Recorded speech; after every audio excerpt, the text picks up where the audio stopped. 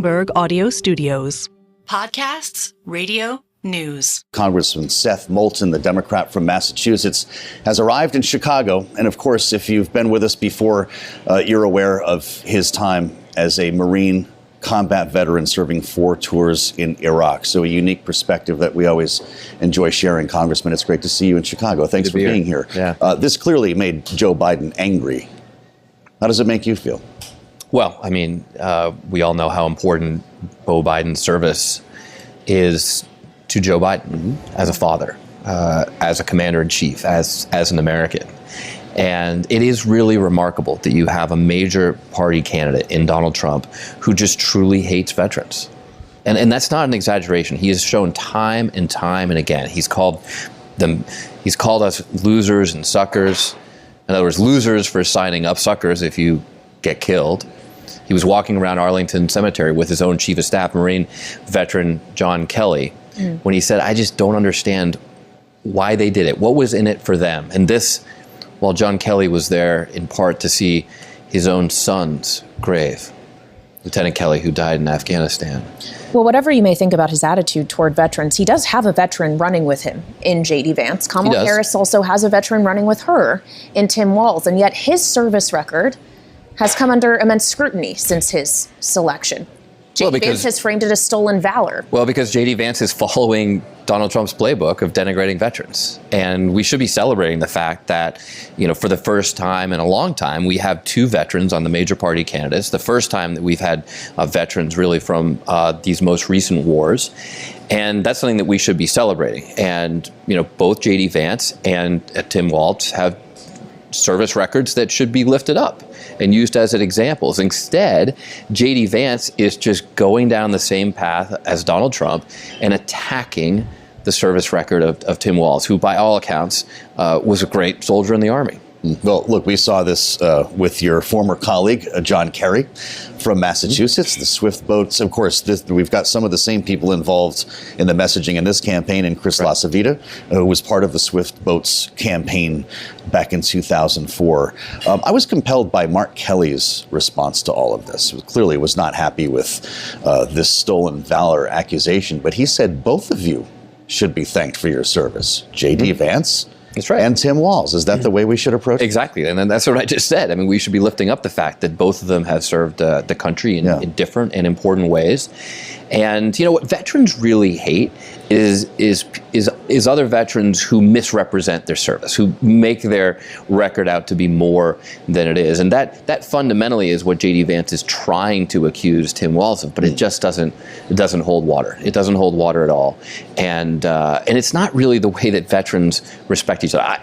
Serving in Congress, I have a lot of veterans on the other side of the aisle that I disagree with on a lot of policy issues, and yet they're often the first people I go to work with. Like if I have to do, work on a piece of bipartisan legislation, like the 988 National Mental Health Hotline. Now it's part of the Veterans Crisis Line as well. I co-authored that bill with an Air Force veteran from Utah. There are a lot of issues we disagreed on, but he was one of the first people I went to work with on that legislation because I knew as a result of our shared service, we had something in common. We had some trust that we shared, some common experience. Even though we did very different things, as an infantry officer in the Marines, as a world record-holding pilot in the Air Force. Chris was amazing. Chris Stewart was an amazing partner. In many ways, much more distinguished military record than mine. I'm not in the Guinness Book of World Records for anything from my time in the Marines. But the point is that we found that common ground, and you would like to see that happening on the presidential stage. But of course, J.D. Vance is just going down in the gutter with Donald Trump. He's much more interested in following Donald Trump's playbook than upholding the values that he should have learned in the Marines. Well, Congressman, obviously we thank you for your service and all those who have served or are currently serving. And in recent weeks, Joe and I have had to ask some pretty tough questions about those who are currently serving and whether or not they may have to become active in combat in the Middle East once again, as we cast an eye on Iran, which still has yet to retaliate against Israel, and wait for progress on a potential ceasefire between Israel and Hamas. That, of course, is something Joe Biden wants to achieve with the remaining time as president. He spoke about that on the convention floor last night. Just take a listen briefly to his words. And we'll keep working to bring hostages home and end the war in Gaza and bring peace and security to the Middle East. We're working around the clock, my Secretary of State, to prevent a wider war and reunite hostages with their families and surge humanitarian health and food assistance into Gaza now. To end the civilian suffering of the Palestinian people, and finally deliver a ceasefire and end this war. Now, Israel, of course, has accepted this bridge ceasefire proposal from the U.S. Hamas at this time has not. Are you confident that it can be done, or are you still worried that potentially the U.S. could get involved in a deeper conflict in the Middle East? No, look, I'm very concerned. And it is, let's just be clear, not in our national security interest to be drawn into another massive war in the Middle East. It's not in our interest in terms of our big picture problems around the globe, like focusing on China, where the real focus should be for U.S. national security right now. Of course, there's already a hot war in Ukraine that could spill over into Europe. The last thing we need is to get bogged down in the Middle East. That would be a gift to Xi Jinping in China and Vladimir Putin in Europe. We also want to make sure, by the way, that in the Middle East, we reach a resolution that enables us to truly have peace for Israelis and Palestinians. And we should agree on some common points here. First of all, Israel needs to not just end this war, but actually win it, actually defeat Hamas. You can't have a terrorist organization running Gaza. But they need to do that in a way that has a political endgame that both sides can buy into, that can truly bring peace. Prime Minister Netanyahu hasn't articulated that yet. So this is a complicated situation in some ways because the players have made it so complicated. But it shouldn't be, we should be able to find a lot of common ground here. Let's defeat Hamas. Let's stop killing civilians. Let's have a durable peace plan that is politically acceptable to both Palestinians and Israelis. And ultimately, that not only brings peace to the Middle East, it makes sure that the United States doesn't have to have troops on the ground. Well, there is a fear, if not an expectation, that Iran is going to retaliate militarily against Israel for the killings of the leader of Hamas and the official from Hezbollah.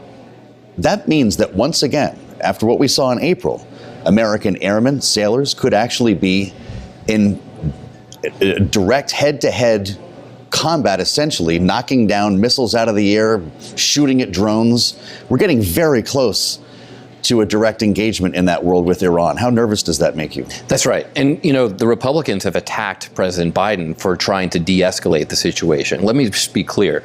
De-escalating the situation is exactly in our interests right now because we do not want to be in a shooting war with Iran. We do not want to be putting U.S. lives at risk here. Now, does Iran need to be deterred from further action? Yes, absolutely.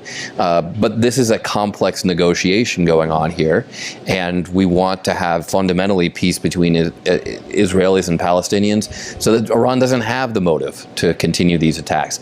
Let's also not forget that Israel has a serious problem on its northern border with Hezbollah. Yeah.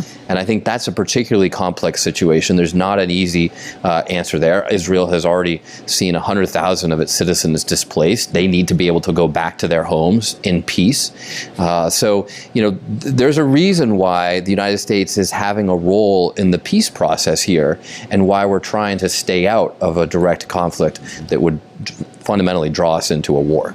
Congressman, it's great to have your expertise as a member of the Armed Services Committee, of course, given your own experience in the region. Congressman Seth Moulton of Massachusetts, enjoy your time in Chicago, sir. We appreciate having you.